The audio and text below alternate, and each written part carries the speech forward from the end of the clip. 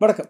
ஜூலை மாதம் 26ஆம் தேதி ஞாயிற்றுக்கிழமை ஏஆர்வி ரோஷன் நியூஸ் வழியாக உங்களை சந்திக்கிறேன். இலங்கையிலே இந்த நாளில் 2 போலீஸ் அதிகாரிகள் பற்றி அதிகமாக பேச்சு. ஒருவர் மது போதையிலே 2 யுவதிகளை மோதிவிட்டு ஓடிச் சென்றவர் கைது செய்யப்படுகிறார். 2ஆமவர் இடைநீக்கம் செய்யப்படுகிறார். பணி இடைநீக்கம் செய்யப்படுகிறார். ஒரு பொதுமகனோடு வீதியிலே இடம்பெற்ற வாக்குவாதத்தின் காரணமாக. சமூக வலைத்தள காலம் இது. யாரும் குற்றங்கள் செய்துவிட்டு இலகுவில் தப்பித்து விட முடியாது. ஆனால் கடந்த காலங்களிலும் இதே போன்ற போலீசாரின் நடவடிக்கைகள் பலவற்றை பார்த்திருக்கிறோம். மனித உரிமை மீறல் செயற்பாடுகள் பலவற்றையும் பார்த்திருக்கிறோம். நடவடிக்கைகள் எடுக்கப்பட்டிருக்கவில்லை. இப்போது உடனுக்குடன் நடவடிக்கைகள் எடுக்கப்படுவதற்கான காரணமாக இந்த போலீசாரில் ஏற்பட்ட மனநிலை மாற்றம், மக்களில் ஏற்பட்ட மாற்றம், அதுபோல அரசியலில் ஏற்பட்ட மாற்றம் ஆகியனவும் காரணமாக இருக்கலாம். இவற்றை நாங்கள் அவதானிக்க வேண்டியது அவசியமாகிறது. அதுபோல தொடர்ச்சியாக இந்த நடைமுறைகளில் மாற்றம் இல்லாமல் எல்லா இடங்களிலும் சட்டம் இதே போலவே இருக்க வேண்டும் என்பதை நாங்கள் எதிர்பார்க்கின்ற ஒரு விடயமாக இருக்கிறது. இங்கே ஒரு நீதி, அங்கே ஒரு நீதி என்று இருக்கக்கூடாது என்பதுதான் நாங்கள் பொதுவாக சொல்கின்ற விடை. இந்த சூழ்நிலையில் இன்னும் ஒரு மிக முக்கியமான சம்பவம் ஒன்று பதிவாகி இருக்கிறது. பெல்லன்விலை பகுதியில் நேற்று இரவு இடம்பெற்ற துப்பாக்கிச்சூடு சம்பவம். அந்த துப்பாக்கிச்சூடு சம்பவத்திலே 55 வயதான ஒருவர் வைத்தியசாலையில் அனுமதிக்கப்பட்ட பிறகு இறந்து போனார். இதற்கு காரணமானவர்கள் என்று கருதப்படுகின்ற 2 பேர் இப்போது கைது செய்யப்பட்ட பிறகு பல்வேறு விடயங்கள் இப்பொழுது விசாரணைகள் மூலமாக வெளிவருவதாக போலீசார் குறிப்பிடுகின்றார்கள். இதேபோல தென் மாவட்டத்திலே மிக பிரபலமான ஒரு விஷ்ணு ஆலயத்திலே இடம்பெறப் போகின்ற வருடாந்த ஊர்வலம், அங்கே பல்வேறு ஊர்வல நிகழ்ச்சிகள் இடம்பெறும். அதிலே காவடி ஆட்டத்தை மட்டும் போலீசார் நிறுத்தி இருப்பதாக தெரிகிறது. பாதாள உலக குழுக்களுக்கிடையே மோதல் ஏற்படலாம் என்று போலீஸ் உயர் அதிகாரி ஒருவர் தனக்கு கிடைத்த தகவல் ஒன்றின் அடிப்படையில் இதை நிறுத்தி இருப்பதாக சொல்லப்படுகிறது. இது கொஞ்சம் சுவாரஸ்யமானதாக இருக்கிறது. அதுபோல இன்னொரு பக்கம் பின்னணி பயங்கரமாக இருக்கிறது. அதை பற்றி பேசலாம். பொருளாதார அடிப்படையில் மிக முக்கியமான ஒரு காலகட்டம். குறிப்பாக அமெரிக்க ஜனாதிபதி டொனால்ட் ட்ரம்ப் முன்பு சகல நாடுகளுக்கும் தீர்வை வரிகளை விதித்திருந்தார். அந்த நாடுகளிலிருந்து உற்பத்தி செய்யப்படுகின்ற பொருட்கள் அமெரிக்காவுக்குள்ளே வருகின்ற வேளையில் விதிக்கப்படுகின்ற தீர்வை வரி. இந்த தீர்வை வரியில் இப்போது மாற்றம் வந்திருக்கிறது. கடந்த 24ஆம் தேதி முதல் ஜனாதிபதி டொனால்ட் ட்ரம்ப் புதிய மாற்றங்களை கொண்டு வந்திருக்கிறார். அதில் இலங்கைக்கு விதிக்கப்பட்ட 10% இலங்கைக்கு ஒப்பீட்டளவில் நன்மை பயக்கக்கூடியது என்று சொல்லி தெரிவிக்கப்படுகிறது. பொருளாதார நிபுணர்களின் இந்த கருத்தை பற்றி நாங்கள் ஆராய்வோம். இதுபோல இதன் அடிப்படையில் ஏனைய நாடுகளுக்கு விதிக்கப்பட்ட வரி விதிப்புகளை பற்றி நாங்கள் பார்க்க வேண்டியிருக்கிறது. சர்வதேச செய்திகள் ஒரு சிலவும் இங்கே இருக்கின்றன. இந்த சூழ்நிலையில் இன்னும் 2 முக்கியமான விடயங்கள் உண்டு. பலாலியில் தொடர்ச்சியாக தங்களது காணிகளை விடுவிக்குமாறு கூறி மக்கள் நடத்தி வருகின்ற போராட்டம். இன்றைய போராட்டமும் அங்கே பொதுமக்களினால் தொடர்ச்சியாக முன்னெடுக்கப்பட்டு பல்வேறு விடயங்கள் வலியுறுத்தப்பட்டுகின்றன. இந்த போராட்டத்தில் இன்றைய நாளில் கஜேந்திரகுமார் பொன்னம்பலம் கலந்து கொண்டிருந்தார். மற்றொரு தமிழ் எம்பியான ரவிகரன் எம்பி அவர்கள் தன்னுடைய மன ஆதங்கத்தை வெளிப்படுத்துகிறார். அரசியல் கைதிகளின் விடுதலை குறித்து ஜனாதிபதி அனுர்குமார் திசாநாயக்கவிடம் கைகூப்பி கூட கேட்டுவிட்டேன். இன்னும் அவர் விடுவிக்கவில்லையே, இல்லாவிட்டால் விடுவிப்பதற்கான நடவடிக்கை எடுக்கவில்லை என்று சொல்லி வருத்தப்படுகிறார். இன்றைய நாளின் முக்கியமான செய்திகளை பார்க்கலாம். சர்வதேச ரீதியிலும் இப்போது பேசப்படுகின்ற, அவதானிக்கப்படுகின்ற சில செய்திகளையும் இந்த செய்திகளின் பிற்பகுதியிலே பார்க்கலாம். அரசியல் கைதிகள், தமிழ் அரசியல் கைதிகள் இப்போது சொற்பமானவர்களே எஞ்சியிருக்கின்றார்கள் என்று அரசாங்கம் சொல்கிறது. இந்த அரசாங்கம் பதவிக்கு வந்த ஆரம்பத்திலேயே இப்போது நீதியமைச்சராக இருக்கின்ற ஹர்ஷன் நாணயக்கார அரசியல் கைதிகள் இந்த யாருமே கிடையாது, இப்போது இருக்கின்றவர்கள் அத்தனை பேர் மீதும் வழக்கு இருக்கிறது, அவர்கள் பயங்கரவாத செயல்களின் அடிப்படையில் தான் கைது செய்யப்பட்டார்கள் என்று பகிரங்கமாக சொன்னொருவர். ஆனால் இப்போது அடுத்த கட்ட நகர்வை நோக்கி செல்ல வேண்டுமாக இருந்தால் இவர்களது விடுதலை மிக முக்கியமானது என்பதை நாங்கள் அழுத்தம் திருத்தமாக சொல்லி வருகிறோம். இதுபோல மனித உரிமை செயற்பாட்டாளர்களது தொடர்ச்சியான குரல் கொடுப்பு, மக்களது தொடர்ச்சியான எதிர்ப்பின் காரணமாக இவர்கள் விடுவிக்கப்பட வேண்டும் என்ற அழுத்தம் ஒன்று இப்போது உருவாகி இருப்பதாக தெரிகிறது. ஆனாலும் இன்னமும் இந்த அரசியல் கைதிகளின் விடுதலை குறித்து ஒரு நகர்வை தானும் இந்த அரசாங்கம் எடுத்து வைக்கவில்லை. அதை பற்றி தான் நாடாளுமன்ற உறுப்பினர் ரவிகரன் தன்னுடைய மன வருத்தத்தை வெளிப்படுகின்றார். சிறையில் உள்ள தமிழ் அரசியல் கைதிகளை விடுவிக்குமாறு ஜனாதிபதி அனுர்குமார் திசாநாயக்கவை இரு கரம் கூப்பி கேட்டுவிட்டேன், கும்பிட்டு கேட்டுவிட்டேன். இனி எவ்வாறு கேட்பது என்று தெரியவில்லை என்று சொல்லி வருத்தப்படுகிறார். தந்தை செல்வா நிறைவு மண்டபத்தில் இடம்பெற்ற சிறை கைதிகளின் படுகொலை பொது நாள் நினைவேந்தல் நிகழ்விலே கலந்து கொண்டு உரையாற்றும் போதே அவர் இந்த விடயத்தை சொல்லியிருக்கிறார். அவர் மேலும் இது பற்றி சொல்லும் போது, கடந்த வருடம் மார்கழி மாதம் ஜனாதிபதி அனுர்குமார் திசாநாயக்க இலங்கையர் தினம் கொண்டாடுவதற்காக தமிழரசு கட்சியைச் சேர்ந்த 4 பேரை கலந்துரையாடலுக்கு அழைத்திருந்தார். எங்களுக்கு ஞாபகம் இருக்கும் இல்லையா? வருங்காலத்தில் இலங்கையர் தினம் ஒன்று கொண்டாடப்பட போது அதற்கு அனைத்து கட்சிகளது ஒத்துழைப்பும் வேண்டும் என்று அழைத்திருந்த வேளையில் தமிழ் அரசியல் கைதிகளின் விடுதலை, காணி விடுவிப்பு பற்றி தமிழ் நாடாளுமன்ற உறுப்பினர்கள், குறிப்பாக தமிழரசு கட்சியைச் சேர்ந்தவர்கள் வலியுறுத்தி இருந்தார்கள். இந்த கலந்துரையாடல் வேறாக இருந்தாலும் கூட ஜனாதிபதியை சந்தித்த போது இரு கரம் கூப்பி நாங்கள் கேட்டோம், தமிழ் அரசியல் கைதிகளில் விடுவீங்கள், அதிலும் இலங்கையர் தினத்தில் விடுதலை செய்தால் சந்தோஷம் அடைவோம் என்று சொல்லியிருந்தோம். ஆனால் வடக்கு கிழக்கைச் சேர்ந்த தமிழ் தேசியம் சார்ந்த நாடாளுமன்ற உறுப்பினர்கள் நாடாளுமன்றத்தில் உரையாற்றும் போதும் பெரும்பாலான சந்தர்ப்பங்களில் இந்த அரசியல் கைதிகளின் விடுதலையை வலியுறுத்தி பேசியிருக்கிறோம் என்று அவர் குறிப்பிடுகிறார். அது மட்டுமல்லாது ஜனாதிபதியை சந்திக்கும் சந்தர்ப்பங்களில் தவறாது தமிழ் அரசியல் கைதிகளின் விடுதலை பற்றி தாங்கள் தொடர்ச்சியாக சொல்லி வருகின்ற போதிலும் இதுவரை அவர் இது குறித்து அக்கறை காட்டவில்லை என்று தன்னுடைய மன வருத்தத்தை வெளிப்படுத்துகிறார். வலி வடக்கு பகுதியிலே உள்ள தங்களது காணிகளை ஆக்கிரமித்திருக்கின்ற ராணுவத்தினர் அந்த காணிகளை விடுவிக்க வேண்டும் என்று தொடர்ச்சியாக மக்கள் நடத்தி வருகின்ற போராட்டத்தின் 6வது வாரமாக இன்றைய நாளிலும் அந்த போராட்டத்தை மக்கள் அங்கே நடத்தி இருக்கின்றார்கள். தங்களது காணிகள் விடுவிக்கப்பட வேண்டும். 36 ஆண்டுகளாக காணிகளை இழந்த மக்கள் ராணுவத்தின் வசமுள்ள காணிகளை விடுவிக்குமாறு கூறி இந்த போராட்டத்தை முன்னெடுத்து வருகின்றார்கள். தமது காணிகளில் ராணுவம் விவசாய நடவடிக்கைகள் மற்றும் வர்த்தக நிலையங்களை அமைத்து சொந்த தேவைகளுக்காக பயன்படுத்தி வரும் வேளையில் நீண்ட காலமாக நிலங்கள் வீடுகள் அற்று வாடும் தங்களுக்கு தங்களது காணிகள் வீடுகள் ஆகியவை வேண்டும். மீண்டும் தங்களது பரம்பரை உரித்தான காணிகள் விடுவிக்கப்பட வேண்டும் என்று சொல்லி இந்த போராட்டத்தை நடத்தி வருகின்றனர்.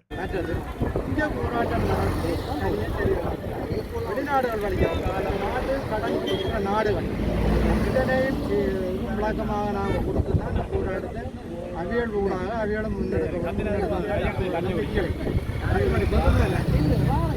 நாங்கள் கூடாம்பலாக இதேப்பினோம் இந்த 2 நாளைக்கு கூடாடினோம். 2 நாள் 2-3 பேர் கம்பெனி கதை 2-3 பேர் வருத்தமாக போடுக்கணும், செத்து போடுக்கணும். இந்த போராட்டத்தை இதே கையப்படுகிறோம். அது ஊடாதான் இன்றைக்கு தண்ணி இந்த ஜாயங்கா கூட எடுத்துக்கொண்டு போய் நேற்று அடிப்படை தேவையான ஜாமான்களை கூட எடுத்துக்கொண்டு வச்சுக்கிற தேவை தண்ணியை நிப்பாட்டி எடுத்த வரலாறு யாருக்கு தெரியும்? என்ன நடந்தாண்டு தண்ணி பூட்டினபடியா இன்னும் நடந்த வரலாறு தெரியும். அதுதான் அவைய வரலாற சொல்லிடணும். மாவிலாறுல தண்ணி பூட்டின இதே சிங்கள அரசு இதே தண்ணிக்கான அனாத்தான் வச்சிருக்கிறது. நான் அதை கலைக்கிற பேர்ல ஓய்சீட்டை கலைஞ்சினாங்க, வெள்ளிக்கிழமை வைக்கிறோம்னு சொன்னவே. ஆனால் வைக்க இல்லை, அது நல்லதுக்கு இல்லை. ஏன்னா ஒரு அடிப்படையாக ஒரு மனிதன் உயிர் வாழ்றதுக்கான தண்ணி இந்த பிரதேச சபை சுகிர்தன் அவர்கள் இது 2022ஆம் ஆண்டு ராணுவம் மக்கள் பாவனைக்கு விட்ட இடத்துல வச்ச தண்ணிக்காரையும் ஒரு மொபைல் டாய்லெட்டையும் வச்சதை போலீஸ் வந்து அதை தள்ளி விழுத்தி எடுத்து கொண்டு போயிருக்கிறார். இப்போ நாங்கள் வந்து அகதிகள் என்ற போர்வைக்குள்ள வாழ்ந்து கொண்டிருக்கிறோம். அகதிகள் நாங்கள் எல்லாம் இப்போ அகதிகள் தான். என்னென்னு சொன்னால் இப்போ எங்களோட சொந்த காணி இதை விட்டு இலங்கைக்கே நாங்கள் அகதிகள் இப்போ வந்து இருக்கிறாங்க. புலம்பெயர்ந்து போய் அகதிகள் வாழ்க்கை வாழினம்ன்றதை விட நாங்கள் இலங்கை நாட்டிலே அகதிகளாக தான் வாழ்ந்து கொண்டிருக்கிறோம். எங்களுக்கு ஒரு சொந்த காணி சொந்த வீடு இல்லாமல் ஆக்கி விட்டுருக்கணும். எங்களோட காணிகளை விட்டு எங்களுக்கு ஒன்றுமே இல்லைன்றது மாதிரி எங்களை தெரு கோடிகள் மாதிரி தெருவா திரிஞ்சு வாங்கன்றது மாதிரி எங்களை அகதிகள் வாழ்க்கை வாழ்ந்து இப்படியே நாங்கள் ஓடுபட்டோன்னு இருக்கிறோம். இட்ட வரைக்கும் நிம்மதியாக ஒரு இடத்துல நாங்கள் இருக்கல. அப்படி செய்திருக்கீங்கல்ல, எங்களுக்கு தயவு செய்து எங்களுடைய இந்த காணிகள் எங்களோட மக்கள்கிட்ட ஒப்படையுங்க. நாங்கள் இதை என்னவோ செய்து கொண்டு நாங்கள் வாழுவோம் கட்டாயம். இப்போ எத்தனை வருஷம்? 36 வருஷம். 36 வருஷமா எங்களோட மக்கள் ஓடி ஓடி ஓடி திரியுதுகள். என்ன அதுகளே தாங்கள் பார்த்து அதுகளை எடுப்போம். இந்த மக்கள் எங்கே இருக்குது அதுகளுக்கு ஏற்ற ஒரு உதவிகளை செய்யறதுக்கு அதுகள்கிட்ட கஷ்ட துன்பங்களை கேட்டு அறியணும் என்று சொல்லி இந்த அரசாங்கம் இன்னும் முன்னுக்கு வரையில்லை. கடந்த வாரங்களில் போராட்டக்காரர்கள் பயன்படுத்தினார்கள் என்று பலாலி பொதுநோக்கு மண்டபத்தில் காணப்பட்ட வலி வடக்கு பிரதேச சபைக்கு சொந்தமான குடிநீர் தாங்கி மற்றும் தற்காலிக மரசலக்கூடம் என்பவற்றை பலாலி போலீசார் அந்த இடத்திலிருந்து எடுத்துச் சென்று போலீஸ் நிலையத்தில் இப்பொழுது வைத்திருக்கின்றார்கள். பொதுமக்களது பாவனைக்கு அதை அப்புறப்படுத்தி இருக்கின்றார்கள். இத்தனை தகிக்கும் வெயிலில் அவர்கள் தங்கி இருப்பதற்கு இல்லாவிட்டால் இந்த போராட்டத்தை நடத்துவதற்கு தற்காலிக கோட்டைகளை அமைக்க விடவில்லை. இதுபோல இந்த குடிநீர் தாங்கி மற்றும் தற்காலிக மரசலக்கூடம் இது இரண்டுமே போலீசாருக்கோ இராணுவத்தினருக்கோ சொந்தமானதல்ல, வலி வடக்கு பிரதேச சபைக்கு சொந்தமானது. அவற்றை கூட அவர்கள் அகற்றிச் சென்றிருப்பது எவ்வளவு கொடூரமான மனது கொண்டவர்கள் என்பதை வெளிப்படுத்துவதாக இந்த போராட்டக்கார மக்கள், அங்கே போராடிய மக்கள் தங்களுடைய கவலையையும் கோபத்தை வெளிப்படுத்தியிருந்தார்கள். தற்காலிக கொட்டைகள் அமைக்க அவர்கள் அனுமதி வழங்கவில்லை. எனவே தரப்பால் கட்ட 2 தடிகளினாட்டு கூட போலீசார் அனுமதி வழங்கவில்லை என்ற அடிப்படையில் கைகளினால் தரப்பாலை பிடித்தவாறு வெயிலின் கொடுமையிலிருந்து தம்மை பாதுகாத்துக் கொண்டு முதியவர்கள் உள்ளிட்டவர்களும் இந்த போராட்டத்தை நடத்தியிருந்தார்கள். இந்த போராட்டத்திலே நாடாளுமன்ற உறுப்பினர்களான சிவஞானம் ஸ்ரீதரன், கஜேந்திரகுமார் பொன்னபலம் உள்ளிட்ட அரசியல்வாதிகளும் கலந்து கொண்டு மக்களுக்கு தங்களது ஆதரவை வலியுறுத்தி இருந்தார்கள். போராட்டம் தொடங்கிலிருந்து காலை 8:30 12:30 மட்டும் இப்படித்தான் நிற்கிறோம். தரப்பாலம் தட்ட தடை என்ன செய்யறதுக்கு பார்த்தீங்களா? இதை பார்த்தீங்க இப்படியே நிற்கிறோம் வெயிலுக்கு கொளுத்தும் வெயில். அங்கே உடம்பெல்லாம் L9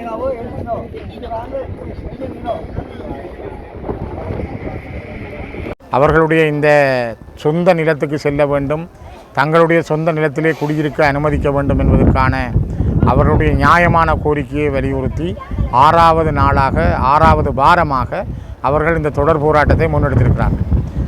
இராணுவம் தேவையற்ற முறையில் தான் இந்த இடங்களை ஆக்கிரமித்திருக்கிற வகையில் மக்களுடைய இடங்களை அவர்கள் பிடித்து வைத்திருக்கிறார்கள். மக்களுடைய இடங்களில் விடுவித்து உடனடியாக அவர்கள் குடியேறுவதற்கான அனுமதி வழங்கப்பட வேண்டும் என்பதையே நாங்கள் வலியுறுத்துகிறோம். அதற்கான இந்த தொடர் போராட்டத்துக்கான முழு ஆதரவுகளும் எங்களால் கொடுக்கப்பட்டிருக்கிறது. இது தொடர்பாக நாங்கள் பல தடவைகள் பாராளுமன்றத்தில் பேசியிருக்கிறோம். ஆனால் பேசுவதால் கிடைக்கும் என்பதல்ல. கடந்த வெள்ளிக்கிழமை ஜனாதிபதிக்கு நாங்கள் பாராளுமன்ற உறுப்பினர்களாக கடிதம் எழுதியிருக்கிறோம். இது தொடர்பாக தங்களோடு பேச வேண்டும் என்று அதற்கான அனுமதியும் கோரியிருக்கிறோம். விரைவாக இந்த மயிலிட்டி, பலாலி, வசாவிளான் குறும்பசிட்டி காணி விடுவிப்புகள் தொடர்பாகவும் கேப்பாப்பிளவு மயிலத்தமடு மாதவனை போன்ற காணி விடுவிப்புகள் தொடர்பாகவும் அவரோடு நாங்கள் பேச இருக்கிறோம். மயிலட்டியிலே இருக்கக்கூடிய மக்களுடைய போராட்டத்தோடு வலி சேர்க்கின்ற வகையில் தான் இது அமைந்து இருக்கின்றது. அந்த வகையில் இந்த 3000 ஏக்கர் காணி அன்றகுமார திசாநாயக்கனுடைய அரசாங்கம் தேர்தல் காலத்தில் அந்த காணிகள் அனைத்தும் விடுவிக்கப்பட வேணும் என்ற கருத்தை முன்னிலைப்படுத்தித்தான் தங்களுடைய தேர்தல் விஞ்ஞாபனத்திலையும் பதிவு செய்துதான் அவர்கள் போட்டியிட்டார்கள். தேர்தலுக்கு பிற்பாடு யாழ்ப்பாணத்தில் நடைபெற்ற முதலாவது ஒருங்கிணைப்பு குழு கூட்டத்திலையும் ஜனாதிபதி யாழ்ப்பாணத்துக்கு வந்த பொழுது அந்த கூட்டத்தில் அறிவித்தவர்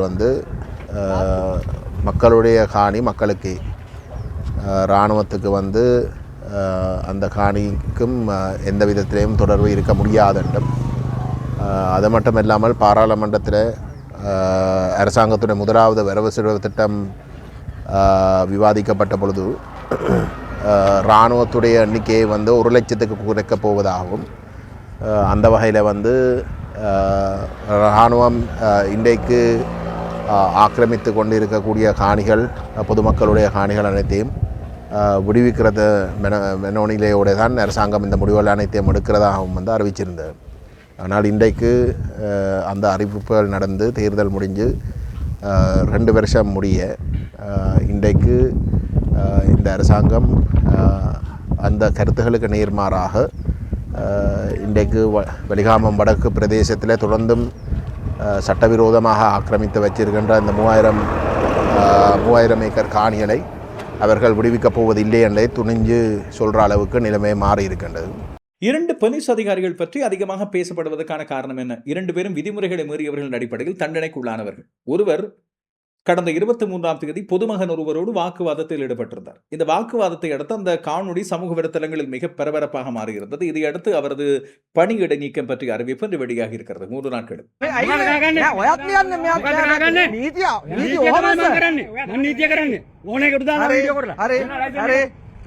අනිවාර්යෙන්ම සර් මම සර් මෙතන නතර කරලා තිබ්බ වාහනේට මෙතන නතර කරලා තිබ්බ වාහනේ මොකද්ද සර් නීතිය? ඇයි මං ලිව්වේ කාර්යකරන පාත්තේ කොහට දීලා නැහැ නේ අයියේ. ඇයි මගේ මේ අයියේ මම මෙතන නතර මම මෙතන තිබ්බේ ලයිසන් එක දෙන්නකෝ යන්න උදාවේ තර්ක කරලා හරි ඉතින් අයියා අඩුවක් මොකක් කරා අයියේ නෑ නෑ තම වීඩියෝ වල දාන්න ඕනේ කුඩ මම බය නෑ ඔය හරි සර් දාන්න අනිවාර්යෙන්ම ලයිසන් එක ලයිසන් එක දීලා මොකද්ද වරද්ද සර්? ලයිසන් එක ලියලා දෙන්න නෑ හරි සර් මෙතනට ඇදලා දැම්ම කවුද මන්ද සර් බයිසිකල් ඇදලා දැම්මේ? මම ආවේ නෑ එහෙනම් ඉතින් මොකද්ද සර්? ඇයි ඔහොම කතා කරන්නේ? මොකද්ද අවුල මගේ? දෙන්නකෝ මට ලයිසන් එක දෙන්න. හරි දෙන්න මට කියන්න සර්.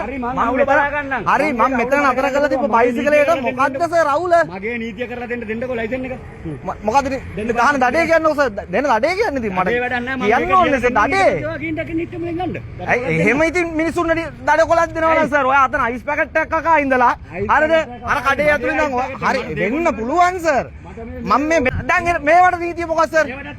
சமூக வலைத்தளத்தின் பலம் இப்போது பல பேருக்கு புரிவதில்லை. ஆனால் இந்த காணொளிகள் பதிவு செய்யப்படும் போது ஒரு விடயத்தில் கவனமாக இருங்கள். அண்மையில் ஒரு சிங்கள ஊடகவியலாளர் ஒருவர் தன்னுடைய மனைவி பிள்ளைகளோடு பாடசாலைக்கு சென்ற வேளையில் அவரை ராணுவ வாகனம் ஒன்று முட்டி மோதி இருக்கிறது. மோதியது விபத்தாக இருந்தாலும் கூட அந்த ராணுவ அதிகாரி மிக மோசமாக தன்னோடு மூர்க்கத்தனமாக நடந்து கொண்டதை இவர் காணொளி மூலமாக பதிவு செய்திருக்கிறார்.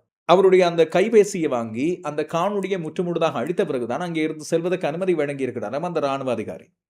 இது குறித்து அந்த சிங்கள ஊடகவியலாளர் தன்னுடைய கடுமையான அதிருப்தியை வெளிப்படுத்தி போலீசில் முறைப்பாடு ஒன்றை பதிவு செய்திருந்தார். அதுக்கு பிறகு என்ன நடந்தது என்று சொல்லி தெரியாது. எனவே இந்த விடயங்கள் எல்லா இடங்களிலும் இப்படியே நடக்கும் என்று சொல்லி நாங்கள் எதிர்பார்க்க முடியாது. எல்லா இடங்களிலும் காணொளி சாட்சியை கொண்டு வர முடியும், இல்லாவிட்டால் சமூக வலைத்தளத்தில் சாட்சிகளை பார்க்க முடியும் என்று நாங்கள் யோசிக்க முடியாது. ஆனால் பல இடங்களில் இவை அழிக்க முடியாத, மறைக்க முடியாத சாட்சியங்களாக மாறுகின்றன. கடந்த 23ஆம் தேதி இடம்பெற்ற சம்பவம் ஒரு வைத்தியசாலைக்கு முன்னால் சாதாரணமான வாகனத்தை நிறுத்துகின்ற ஒருவருக்கும் உப போலீஸ் அத்தியட்சகராக இருக்கின்ற இவருக்கும் இடையில் இடம்பெற்ற ஒரு மோதலாக அமைந்திருந்தது.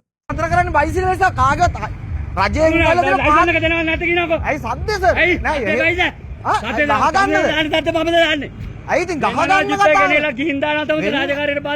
සර් මමත් නීතිය දන්නේ අතපස්සේ නේ මට ඔයාගේ යුනිෆෝම් ඇඳ ගන්න මේක ඇයි සර් අත තියන්න එපා සර් අත තියන්න බෑ අඳුම් වලට නීතිය දන්නවනේ හරිද ඔය අත තියන්න එපා අඳුම් වලට ඔයාගේ අඳුම් මට ඕන නෑ අත ගන්න මල්ලෙක් වගේ වැඩ කරන්න එපා. ඔයානේ එහෙම කරන්නේ සර්. මම මොකක්ද කරපු වරද? මේ තාක් බයිසිකල් මෙතන තියෙනවා සර්.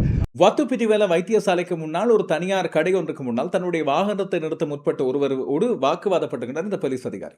அந்த இடத்திலே வாகனத்தை நிறுத்த முடியாது என்ற அவர் வாக்குவாதப்பட்டு அச்சுறுத்துகின்ற துணியிலே செயற்பட்டார் என்பதும், இந்த அச்சுறுத்துகின்ற துணியானது பொதுமக்களை போலீசாரிடமிருந்து அந்நியப்படுத்தக்கூடியது, அதுபோல போலீசார் மீதான அவர்களது நட்பெயருக்கு களங்கம் விளைவிக்கக்கூடியது என்ற அடிப்படையிலேயே போலீஸ் இந்த உடனடி நடவடிக்கை எடுத்திருப்பதாக சொல்லப்படுகிறது. இந்த வாகன நிறுத்தும் இடங்கள் குறித்து பல்வேறுபட்டோரிடம் பல குழப்பங்கள் நிலவிக் கொண்டிருக்கின்றன. பொதுவாக போக்குவரத்து நெரிசலான சாலைகளில் 2 பக்கங்களிலும் வாகனம் நிறுத்த அனுமதிக்கப்படுவதில்லை. ஒற்றை நாட்களில் ஒரு பகுதியிலும் 2 நாட்களில் இன்னொரு பகுதியிலும் வாகனம் நிறுத்தப்படலாம். இதுபோல வாகனம் நிறுத்துவதற்கு அனுமதிக்கப்பட்ட இடங்களில் வாகனம் நிறுத்தப்படும் போது கொழும்பு போன்ற மாநகர பகுதிகளில் அதற்கான கட்டணம் அறவிடப்படுகிறது. அந்த கட்டணம் அறவிடப்படும் போதும் மிகுந்த கவனமாக இருங்கள். நீங்கள் 10 நிமிடங்களுக்கு மேலே ஒரு இடத்தில் வாகனம் நிறுத்தினால் தான் நீங்கள் வாகன கட்டணத்தை செலுத்த வேண்டிய தேவை இருக்கிறது. இல்லாவிட்டால் நீங்கள் கொடுக்க வேண்டிய தேவையில்லை. ஒரு 10 நிமிடங்களுக்குள்ளே உங்களது வேலையை முடித்துக்கொண்டு அந்த இடத்தில் நீங்கள் போவதாக இருந்தால் நீங்கள் சொல்லலாம், இல்லை வாகனம் நிறுத்துவதற்கான கட்டணத்தை நான் தரமாட்டேன் என்று. இதேபோல இந்த போலீஸ் அதிகாரி அந்த இடத்தில் வாகனம் நிறுத்தப்படக்கூடாது, அது தனியார் ஒருவருக்கு சொந்தமானது என்று வாக்குவாதப்பட்டுகிறார். ஆனால் வாகனம் நிறுத்தியவரோ அது குறித்து தன்னுடைய நியாயமான தர்க்க ரீதியிலான கருத்தை அமைதியாக சொல்லியிருக்கிறார். என்றாலும் இவர் அடாவடித்தனமாக அவரோடு பேச முற்பட்டதுதான் இந்த பிரச்சனைக்கான காரணமாக அமைந்திருக்கிறது. எனவே போலீசார் இப்போது உடனடி நடவடிக்கையில் ஈடுபட்டிருப்பது மகிழ்ச்சிக்குரிய ஒன்று. அவருக்கு இப்பொழுது பணியிடை நீக்கம் தான் விதிக்கப்படுகிறது. இன்னும் ஒரு போலீசார் 2 யுவதிகளை மோதி தள்ளிவிட்டு தப்பிச் சென்ற வேளையில், அதுவும் மது போதையிலே தப்பிச் சென்ற வேளையில் கைது செய்யப்பட்ட சம்பவம் ஒன்று பதிவாகி இருக்கிறது. ஹோமகம வட்டரைக்க பகுதியில் தான் இந்த சம்பவம் இடம்பெறுகிறது. இந்த குறிப்பிட்ட அதிகாரியும் ஒரு உயர் போலீஸ் அதிகாரி. தன்னுடைய காரிலே இவர் பயணித்த வேளையில் முன்னால் சென்ற மோட்டார் சைக்கிளில் சென்ற 2 பேரை மது போதையிலே நேற்று இரவு 11:30 அளவில் முட்டி தள்ளிவிட்டு ஓடியிருக்கிறார். அதற்கு பிறகு இவர் இப்போது கைது செய்யப்பட்டு இவர் மீதான விசாரணைகள் நடத்தப்பட்டு வருகின்றன. காயமுற்றவரும் அதுபோல மோட்டார் சைக்கிளை செலுத்தியவரும் இப்பொழுது வைத்தியசாலையில் சிகிச்சை பெற்று வருவதாக சொல்லப்படுகிறது. அந்த 2 பேரும் யுவதிகள். விபத்து ஏற்பட்ட உடனே கிடைத்த முறைப்பாட்டின் அடிப்படையில் இவர் கைது செய்யப்படுகிறார். இரவு 11:30 அளவில் மது போதையிலே வாகனம் செலுத்திச் சென்றார் என்பது இங்கே கவனிக்கக்கூடிய ஒன்று. போலீஸ் காவலராக கடமையிலே இருக்கும்போது மது போதையிலே இருந்திருக்கிறார். அதுபோல மது போதையிலே வாகனத்தை செலுத்தி இருக்கின்றார் என்ற 2 குற்றங்கள் இவர் மீது பதிவு செய்யப்பட்டிருப்பதாக இப்போது தெரிகிறது. இதுபோல எல்லா இடங்களிலும் காவல்துறை தன்னுடைய கடமையை மீறுகின்ற வேளையிலும் காவல்துறை சிறப்பாக தன்னுடைய பணியை பொதுமக்களுக்காக செய்யட்டும். அதன் அடிப்படையில் தான் நம்பிக்கை மக்களுக்கு ஏற்படும். நேற்று பெல்லன்வில பகுதியில் இடம்பெற்ற துப்பாக்கிச்சூடு சம்பவம். இந்த துப்பாக்கிச்சூடு சம்பவம் பாதாள உலக குழுக்களுக்கு இடையிலானது, இல்லாவிட்டால் போதைப்பொருள் வர்த்தக பிரச்சனைக்கானது என்று சொல்லப்பட்டிருக்கிறது. இதன் அடிப்படையில் 2 பேர் கைது செய்யப்பட்டிருந்தார்கள். அந்த 2 பேரும் பெல்லன்வில மற்றும் பொரலஸ்கோமோ பிரதேசங்களைச் சேர்ந்தவர்கள் என்று போலீசார் குறிப்பிடுகிறார்கள். காயமுற்றவர் உடனடியாக கடுவோவில வைத்தியசாலையில் அனுமதிக்கப்பட்டாலும் பின்னர் அவர் காயத்தின் காரணமாக ஏற்பட்ட அதிக இரத்த இழப்பினால் உயிரிழந்திருக்கிறார். நவகமுவ போலீஸ் நிலையத்தைச் சேர்ந்த போலீஸ் அதிகாரிகள் கூட உடனடியாக விசாரணைகளில் ஈடுபட்டதை அடுத்து தப்பிச் செல்ல முற்பட்ட இந்த 2 பேரும் கைது செய்யப்படுகிறார்கள். அவர்கள் இருவரிடமிருந்து 6.6 கிராம் ஹெரோயின் மீட்கப்பட்டதோடு இந்த சம்பவத்துக்காக பயன்படுத்தப்பட்ட மோட்டார் சைக்கிளும் ஆயுதங்கள் சிலவு மீட்கப்பட்டுள்ளதாக சொல்லப்படுகிறது. 28 மற்றும் 37 வயதான இந்த 2 பேரிடமும் இது குறித்த விசாரணைகள் போலீசாரால் மேற்கொள்ளப்பட்டு வருவதாகவும் இதன் பின்னணி குறித்த சில தகவல்கள் இப்போது பெறப்பட்டுள்ளதாகவும் சொல்லப்படுகிறது. கடந்த ஏப்ரல் மாதம் உலகத்தை அதிர்ச்சி அடைய வைக்கும் விதமாக அமெரிக்க ஜனாதிபதி டொனால்ட் ட்ரம்ப் உலக நாடுகள் எல்லாவற்றுக்கும் வரி விதிப்பை கொண்டு வந்திருந்தார். டாரிஃப் என்று சொல்லக்கூடிய வர்த்தக வரி விதிப்பு. தங்கள் நாடுகளில் உற்பத்தி செய்யப்படுகின்ற பொருட்களை அமெரிக்காவுக்குள் கொண்டு வருவதற்கு இந்த நாடுகளுக்கு விதிக்கப்பட்ட வரி விதிப்பு. இதன் அடிப்படையில் இந்த நாடுகள் மிக பெரும் பொருளாதார சிக்கலை எதிர்கொள்ளும் என்று தெரிவிக்கப்பட்டிருந்தது. தனக்கு ஒத்துழைப்பு வழங்காத நாடுகள், இல்லாவிட்டால் அமெரிக்காவோடு ராஜதந்திர உறவுகளை சரியான முறையில் பேணாத நாடுகளுக்கான வரி விதிப்பு அதிக உச்சமாக இருந்தது. அமெரிக்காவோடு பொருளாதார சந்தையில் போட்டி போடக்கூடிய நாடுகள் என்று கருதப்படுகின்ற நாடுகளுக்கும் இந்த பொருளாதார வரி விதிப்பானது மிக அதிகமாக இருந்தது. ஏப்ரல் மாதத்தில் சில நாடுகளுக்கு 50% வரி விதிப்பும் விதிக்கப்பட்டது. இலங்கைக்கும் அவ்வாறு மிக அதிகமான 33% வரி விதிப்பு விதிக்கப்பட்ட பிறகு இலங்கை தொடர்ச்சியாக பேச்சுவார்த்தைகளை நடத்தியிருந்தது. இதையடுத்து இந்த வரி குறைப்பு ஒன்று வழங்கப்பட்டது. இப்போது மீண்டும் புதிய வரி விதிப்பு ஒன்று கொண்டு வரப்படுகிறது. ஜூலை மாதத்துக்கான வரி விதிப்பாக கடந்த 24ஆம் தேதி அறிவிக்கப்பட்டது. இதிலே இலங்கைக்கு விதிக்கப்பட்ட இந்த டாரிஃப் என்று சொல்லக்கூடிய இலங்கை பொருட்கள் அமெரிக்காவுக்கு செல்லும் போது விதிக்கப்படுகின்ற வரி விதிப்பு 10% தான். இது ஒப்பீட்டளவில் ஏனைய ஆசிய நாடுகள் இலங்கையின் உற்பத்தி பொருட்களோடு போட்டி போடக்கூடிய நாடுகளோடு ஒப்பிடும் போது குறைவாக இருக்கிறது. இது இலங்கை சந்தைக்கு நல்லது. இலங்கையின் பொருட்கள் அங்கே அமெரிக்க சந்தையை தேடி வரும்போது நல்ல விடயமாக இது இருக்கும். இலங்கையின் பொருளாதாரத்துக்கு ஏற்றது என்று சொல்லி பொருளாதார நிபுணர்கள் பல பேர் மகிழ்ச்சி தெரிவித்திருக்கிறார்கள். இலங்கை ஜனாதிபதி அன்ருகுமார் திசாநாயக்க தன்னுடைய தூதுக்குழுவினர் மூலமாக அமெரிக்க ஜனாதிபதி அணுகி கடந்த காலங்களில் நடத்திய பேச்சுவார்த்தைகள் மூலமாக கிடைத்த ஒரு வெற்றியாக இது கருதப்படக்கூடியது என்று சொல்லி அவர்கள் சொல்லுகிறார்கள். எனவே இலங்கையிலிருந்து அமெரிக்காவுக்குள் இறக்குமதி செய்யப்படுகின்ற பொருட்களுக்கு இப்போது 10% வரி விதிப்பு மட்டுமே விதிக்கப்பட்டிருக்கிறது என்ற தகவலை இலங்கையின் ஏற்றுமதியாளர்கள் சங்கமான EASL வரவேற்றிருக்கிறது. நாட்டின் மிகப்பெரிய ஏற்றுமதி சந்தையான அமெரிக்காவிலே இலங்கை தயாரிப்புகளின் போட்டித்தன்மையை பேணுவதற்கு இந்த நடவடிக்கை உதவும். அதுபோல இலங்கை உற்பத்தியாளர்கள் தங்களது தரத்தை மேம்படுத்தும் நடவடிக்கையிலும் ஈடுபட வேண்டும் இந்த சந்தர்ப்பத்தை பயன்படுத்தி என்று அவர்கள் குறிப்பிடுகிறார்கள். முன்னதாக முன்மொழிக்கப்பட்ட அதிக அளவிலான வரிகளோடு ஒப்பிடும்போது இந்த 10% வரி வீதம் கணிசமான முன்னேற்றம் வந்து இது இலங்கை ஏற்றுமதியாளர்களுக்கு மேலதிக தெளிவையும் நம்பிக்கையும் அமெரிக்காவுடனான மிகப்பெரிய நெருக்கமான நட்புறவையும் ஏற்படுத்தக்கூடிய விடயம் என்று சொல்லி ஏஎஸ்எல் தெரிவித்திருக்கிறது. இந்த வரி விதிப்பு குறைப்பு காரணமாக ஏராளமான ஆயிரக்கணக்கான இலங்கை குடும்பங்கள் நன்மை பெறக்கூடும் என்றும் அவர்கள் குறிப்பிடுகின்றனர். இந்த வரி விதிப்பின் மூலம் மிக முக்கியமான ஒரு விடயமாக Bangladesh, India, Pakistan, Indonesia, Malaysia மற்றும் கம்போடியா உள்ளிட்ட இலங்கை பொருட்களோடு போட்டி போடக்கூடிய ஏனைய ஏற்றுமதி நாடுகளோடு இலங்கை ஒரு நிகரான நிலையை எட்டியிருப்பதாக ஏற்றுமதியாளர் சங்கம் குறிப்பிட்டுள்ளது. அண்மை காலமாக இந்த கார்மெண்ட்ஸ் என்று சொல்லக்கூடிய உடுப்புடவைகள், இலங்கை ஏற்றுமதி செய்து வந்த துணி வகைகள் ஆகியன கூட சற்று சரிவை சந்தித்திருந்தன. பங்களாதேஷ், லாவோஸ், வியட்நாம், இந்தியா போன்ற நாடுகள் முந்தியிருந்தன. இப்போது அதை மீண்டும் சமாளிக்கக்கூடிய அளவு வல்லமை இலங்கைக்கு இதன் மூலமாக கிட்டியிருப்பதாக சுட்டிக்காட்டப்படுகிறது. லாப வரம்பு ஒப்பீட்டளவில் குறைவாக உள்ள ஆடைத்தொழில் போன்ற துறைகளுக்கு இத்தகைய சம அளவிலான வரி வீதம் மிக முக்கியமானது என்று சொல்லி அவர்கள் குறிப்பிடுகின்றனர். உன்னிப்பாக ஒப்பிட்டு பார்க்கும்போது 2.5% வரி வித்தியாசம் கூட இலங்கையின் போட்டித்தன்மையை பெரிதும் பாதிக்கும் என்று சொல்லி சங்கம் தெளிவுபடுத்தியிருக்கிறது. ஏனைய நாடுகளுக்கு 12.5% போன்ற வரி விதிப்புகள் இருக்கின்றன. இந்தியாவுக்கும் இன்னமும் உயர்வான வரி வீதமே பேணப்படுகிறது. கனடா போன்ற நாடுகளுக்கு 50%, கம்போடியா போன்ற நாடுகளுக்கு 30% இப்போது வரி விதிப்பாக இருக்கிறது. எனவே இந்த முடிவு இப்போது பல தரப்பட்டவர்களாலும் வரவேற்கப்படுகிறது. ஒப்பீட்டளவில் ஏனைய நாடுகளோடு ஒப்பிட்டு பார்த்த வேளையில் இப்போது ஜப்பானுக்கு விதிக்கப்பட்ட வரி விதிப்பானது 25% இருக்கிறது. அதுபோல தென்கொரியாவுக்கு 25%, தாய்லாந்துக்கு 36%, மலேசியாவுக்கு 25%, இந்தோனேஷியாவுக்கு 32%, தென்னாப்பிரிக்காவுக்கு 30%, Cambodia 36%, Bangladesh 35%, Kazakhstan 25%, Tunisia 25%, Serbia 35%, Laos 40%, India 30% என்று சொல்லி இந்த வரி விதிப்புகள் ஒப்பீட்டளவில் இலங்கையோடு பார்க்கும்போது உயர்வாகத்தான் இருக்கின்றன. ஆனால் தொடர்ந்து வரும் நாட்களில் இவை வழங்கக்கூடிய ஏற்றுமதி பொருட்கள், அதுபோல இந்தியாவிலிருந்தும் ஏனைய நாடுகளிலிருந்தும் அமெரிக்காவுக்கு ஏற்றுமதி செய்யப்படுகின்ற பொருட்களின் அளவு சில வழிகளில் குறையலாம். அதுபோல அமெரிக்காவோடு பேச்சுவார்த்தை நடத்தி அவர்கள் சில மாற்றங்களை மேற்கொள்ளலாம் என்று சொல்லப்படுகிறது. 60 பிரதானமான ஏற்றுமதி நாடுகள், அந்த நாடுகளின் பொருளாதாரம் சரிவடையக்கூடிய ஆபத்தை இப்போது அமெரிக்க ஜனாதிபதி இந்த டரிஃப் அறிவிப்பு கொண்டு வந்திருப்பதாக உலக ரீதியிலான பொருளாதார நிபுணர்கள் தெரிவிக்கின்றார்கள். கண்டி, எசல பெரகரா போல, கதிராம பெரகரா போல, கொழும்பு மற்றும் களனி, அனுராதபுரம் போன்ற இடங்களில் இடம்பெற்று வருகின்ற இனிய பெருகராக்களைப் போல தென்னிலங்கை மக்களுக்கு மற்றொரு முக்கியமான திருவிழாவாக அமைவது தெவினூர பகுதியிலே உள்ள ஸ்ரீ உத்பன்ன விஷ்ணுவாலய உற்சவம். அந்த மகோற்சவம் வருடாந்தம் இடம்பெறுவது உண்டு. பொதுவாக பௌத்தர்கள் இந்து கடவுள்கள் ஒரு சிலரையும் வழங்குவதன் காரணமாகவும், அதுபோல முக்கியமாக விஷ்ணு தெய்வத்தை தங்களுடைய தென் திசையின் காவல் தெய்வமாக அவர்கள் கும்பிடுவதன் காரணமாக இந்த உற்சவம் மிக பெரிதாக எதிர்பார்க்கப்படும். 3 நாட்கள் மிக பெரும் திருவிழாவாக இடம்பெறுகின்ற இந்த திருவிழாவின் மிக முக்கியமான நாள் வருகின்ற ஆகஸ்ட் 28. அந்த திருவிழாவை முன்னிட்டு ஏற்பாடு செய்யப்பட்டிருந்த பல்வேறு நிகழ்ச்சிகளில் காவடி ஆட்டத்தை நிறுத்துமாறு போலீசார் உத்தரவு பிறப்பித்திருப்பது மிக பெரும் பரபரப்பை ஏற்படுத்தியதாக அமைந்திருக்கிறது. பாதாள உலக குழுக்களுக்கிடையில் அண்மை காலமாக தெவினூர பகுதியில் ஒரு சில துப்பாக்கிச்சூடு சம்பவங்கள் இடம்பெற்றிருந்தன. குறிப்பாக கோவில் சுற்று வளாகத்திலேயே அண்மையில் ஒருவர் சுட்டுக் கொல்லப்பட்டிருந்தார், ஒரு 3 மாதங்களுக்கு முதல். அப்படியான சூழ்நிலையில் பாதாள உலக குழுக்களுக்கு இடையில் அந்த இடத்திலே மோதல் ஒன்று ஏற்படலாம் என்ற அச்சம் ஏற்பட்டிருப்பதை அடுத்து போலீசாரால் இந்த உத்தரவு பிறப்பிக்கப்பட்டிருப்பதாக சொல்லப்படுகிறது. போலீஸ் அதிபர் பிரியந்த வீரசூரியவினால் வழங்கப்பட்ட இந்த பரிந்துரை மாத்தறை மாவட்ட செயலாளர் சந்தன திலகரத்னவினால் தேவாலயத்தின் பஸ்நாயக்க நிலைமைக்கு உத்தியோகபூர்வமாக இன்று அறிவிக்கப்பட்டுள்ளது. காவடியாட்ட நிகழ்வை ஏற்பாடு செய்வோர் மற்றும் கலைஞர்களோடு தொடர்புடைய குழுக்களுக்கு இடையில் மோதல் ஏற்படுவதற்கான சாத்தியக்கூறுகள் பற்றிய புலனாய்வு தகவல் தங்களுக்கு கிடைத்திருப்பதாகவும் விசேட போலீஸ் பிரிவினரின் புலனாய்வு மதிப்பீடுகள் சுட்டிக்காட்டுவதாகவும் குறிப்பிட்டு இதை தவிர்த்துக் கொள்ளுமாறு அவர் சொல்லியிருக்கிறார். காவடியாட்ட ஊர்வலத்தோடு தொடர்புடைய பாதாள உலக குழுக்களின் மோதல்கள் குறித்து சமூக வலைத்தளங்களில் பல தகவல்கள் ஏற்கனவே பரவி வருவதாகவும் அவர் சுட்டிக்காட்டுகிறார். இந்த காவடியாட்ட தவிர ஏனைய நிகழ்வுகள் அத்தனையும் இடம்பெறும், அதற்கு தகுந்த போலீஸ் பாதுகாப்பு வழங்கப்படும் என்று போலீசார் தரப்பிலே சொல்லப்படுகிறது. 2 கடத்தல்கள் பற்றிய சுவாரஸ்யமான செய்திகள். ஒன்று, கனடாவில் இருந்து வந்திருந்த ஒருவர் கொண்டு வந்த மிக பெருமதி வாய்ந்த அவர் ஒரு பெயிண்டர் என்று சொல்லப்படக்கூடிய ஒருவர், ஒரு கலைஞர், இல்லாவிட்டால் ஒரு சித்திரை வேலைப்பாட்டு கலைஞர், 27 வயதான ஒருவர், அவர் கொண்டு வந்ததாக சொல்லப்படுகின்ற 201 மில்லியன் ரூபாய் பெறுமதியான மிக பெருமளவு போதைப்பொருள், 20 கிலோகிராம் ஹஷிஷ் என்ற போதைப்பொருள் கொண்டு வரப்படுகிறது. 80 மண்ணிறமான பெட்டிகளில் அடைத்துக் கொண்டு வரப்பட்டதாக சொல்லப்படுகிறது. இலங்கையிலே இதுவரை காலமும் கைப்பற்றப்பட்ட மிக பெருமதி வாய்ந்த ஹஷிஷ் தொகை இது என்று சொல்லப்படுகிறது. இதன் பெருமதி 201.89 மில்லியன் என்றும் இப்போது அவர் கைது செய்யப்பட்டு விசாரிக்கப்பட்டு வருவதாகவும் சொல்லப்படுகிறது. இது ஒன்று. இன்னும் ஒன்று, மலேசிய நாட்டைச் சேர்ந்த ஒருவர் 36,200 சிகரெட்டுகளை கொண்டு வந்திருக்கிறார். ஆனால் முதலாவது சம்பவம் கனடியர் கைது செய்யப்பட்டது விமான நிலையத்திலே. இந்த இரண்டாம் அவர் கைது செய்யப்பட்டது கொழும்பு நகர பகுதியில் வைத்து கொம்பனி வீதி போலீசாரினால் நடத்தப்பட்ட தேடுதல் நடவடிக்கை ஒன்றின் மூலமாக இலங்கையின் பிரபலமான ஹோட்டல் ஒன்றில் வைத்து இவர் கைது செய்யப்பட்டதாக சொல்லப்படுகிறது. போலீசாருக்கு கிடைத்த ரகசிய தகவலை அடுத்தே அந்த ஹோட்டலை முற்றுகையிட்ட வேளையில் இவர் கைது செய்யப்படுகிறார்.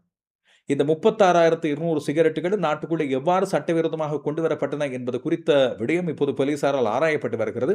30 வயதான கைது செய்யப்பட்டவர் நாளைய தினம் நீதவான் நீதிமன்றத்திலே முன்னிலைப்படுத்தப்பட உள்ளார். இப்போது நாங்கள் சர்வதேச செய்திகளுக்கு செல்வோம். சர்வதேச செய்திகளை பொறுத்தவரையில் டொனால்ட் ட்ரம்ப் எடுத்திருக்கின்ற அதிரடி முடிவு ஒன்று மிக பெரும் ஆச்சரியத்தை ஏற்படுத்தி இருக்கிறது. ஈரான் மீதான தாக்குதல்களை மறு அறிவித்தல் வரை தற்காலிகமாக நிறுத்துவதற்கான தற்காலிகமாக நிறுத்துவதாக டொனால்ட் ட்ரம்ப் அறிவித்திருப்பதே இந்த மிக முக்கியமான அறிவிப்புக்கான காரணம்.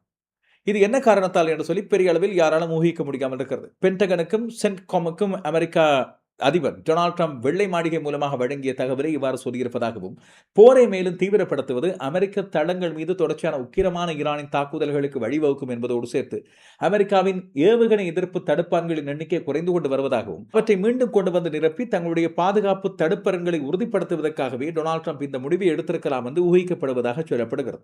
இன்னொரு பக்கம் ட்ரம்ப் தன்னுடைய மூத்த ஆலோசகர்கள் அதுபோல அமைச்சரவை உறுப்பினர்களுக்கு இடையே நடைபெற்ற ஆலோசனைகளுக்கு பிறகு இந்த முடிவை இப்போது எடுத்திருக்கிறார். தாக்குதல்களை நிறுத்துமாறு டொனால்ட் ட்ரம்ப் பிறப்பித்திருக்கின்ற இந்த உத்தரவு இப்போதைக்கு தற்காலிகமானதாக இருக்கிறது. அதுவே ஒரு போர் நிறுத்தத்துக்கு சமமானது என்று சொல்லி அரபு உலகத்தில் நம்பிக்கை தெரிவிக்கப்படுகிறது, பெருமூச்சரிக்கப்படுகிறது. ஆனால் ஈரான் இதற்காக தன்னுடைய தாக்குதலை நிறுத்துமா, அதுபோல இஸ்ரேல் தன்னுடைய கைகளை கட்டிக்கொண்டு சும்மா இருக்குமா என்பதுதான் இப்போது பார்த்திருக்கின்ற பல பேருக்கு ஆர்வத்தை தரக்கூடிய 2 கேள்விகள். அவதானித்திருப்போம் நாங்கள் இவை குறித்து. அமெரிக்க ஈரான் நாடுகளுக்கு இடையிலான மோதல் சம்பவம் இப்பொழுது உச்சகட்டத்தை எட்டியிருந்தாலும் கூட அங்கே ஹோமுஸ் நீரிணை பகுதியிலே பெரிய அளவில் ஆபத்துகள் இதுவரை இடம்பெறவில்லை என்று சொல்லி இன்று பகல் வரை செய்திகள் இருந்தன. ஆனால் அங்கே நிலக்கண்ணிவடி போல நீர்க்கண்ணிவடிகளை சிக்கி ஒரு எண்ணெய் கப்பல் ஒன்று சிதறிய சம்பவம் ஒன்று பதிவாகி இருக்கிறது. ஈரானிய செய்தி சேவை ஒன்று இதை உறுதிப்படுத்துகிறது. மெஹர் என்ற செய்தி சேவை தான் இதை உறுதிப்படுத்தியிருக்கிறது. குறிப்பாக ஈரானிய அரசாங்கமும் ஈரானிய பாதுகாவல் படையும் வழங்கிய வழியை தாண்டி வேறு வழியிலே ஹோமுஸ் நீரிணை வழியாக பயணித்த எண்ணெய் கப்பலே இவ்வாறு வெடித்து சிதறி இருப்பதாக சொல்லப்படுகிறது. ஈரான் கடந்த காலங்களில் அமெரிக்காவின் முற்றுகையை தவிர்ப்பதற்காகவும் அமெரிக்காவின் தாக்குதலிருந்து தன்னை தப்புவித்துக் கொள்வதற்காகவும் நீர்க்கண்ணிவடிகள் பலவற்றை அங்கே தூவியிருக்கிறது. இவற்றை அண்மையில் நிகழ்ந்த இந்த யுத்த நிறுத்த காலத்தில் அமெரிக்கா அகற்றியிருப்பதாக சொல்லப்பட்டாலும் அதற்குத்தான் ஈரான் தாங்கள் ஒரு வழியொன்றை அமைத்துக் கொடுப்பதாக, அந்த பாதுகாப்பான வழியின் மூலமாக மட்டுமே பயணிக்குமாறு கப்பல்களுக்கு உத்தரவு பிறப்பித்திருந்தது. அதை தாண்டி சென்ற கப்பலோடு தான் இவ்வாறு சிக்கியிருப்பதாக சொல்லப்படுகிறது. இதேவேளை நேற்று முன்தினம் இடம்பெற்ற ஒரு கப்பல் தாக்குதல் சம்பவம் தொடர்பாக இப்போது புதிய சர்ச்சை ஒன்று உருவாகி இருக்கிறது. அது ஈரானுக்கு சொந்தமான கப்பல், ஆனால் தாக்கி இருப்பது யுக்ரைன் தவறுதலாக இந்த தாக்குதலை நடத்தியிருக்கலாம் என்று சொல்லி ஆரம்பத்திலே சர்வதேச செய்திகள் தெரிவித்திருந்தாலும் ஈரான் தன்னுடைய கடுமையான கண்டனத்தை வெளிப்படுத்தி இருக்கிறது. இது ஒரு வர்த்தக கப்பல் ஒன்று. ஆனால் யுக்ரைன் இது குறித்த சந்தேகம் இருந்ததை அடுத்தே தாக்குதலை நடத்தியிருப்பதாக ஆரம்பத்திலே சொல்லியிருக்கிறது. இது குறித்த விளக்கத்தை இதுவரைக்கும் யுக்ரைன் வழங்கவில்லை. இதுவேளை ஈரான் ராஜதந்திர ரீதியாக தன்னுடைய கண்டனத்தை வெளிப்படுத்தியிருப்பதாக தெரிகிறது. இந்த கப்பலின் மாலுமி ஒருவர் உயிரிழந்திருக்கின்றார். அதுபோல கப்பல் மிக பெரும் அளவில் சேதமடைந்திருப்பதாக சொல்லப்படுகிறது. இவைதான் இந்த நாளில் நான் உங்களுக்கு கொண்டு வரக்கூடிய முக்கியமான செய்திகள். இந்த செய்திகள் குறித்து உங்களுடைய கருத்துக்கள், விமர்சனங்கள் ஆகியவற்றை எதிர்பார்த்துக்கிறேன். மீண்டும் சந்திப்போம்.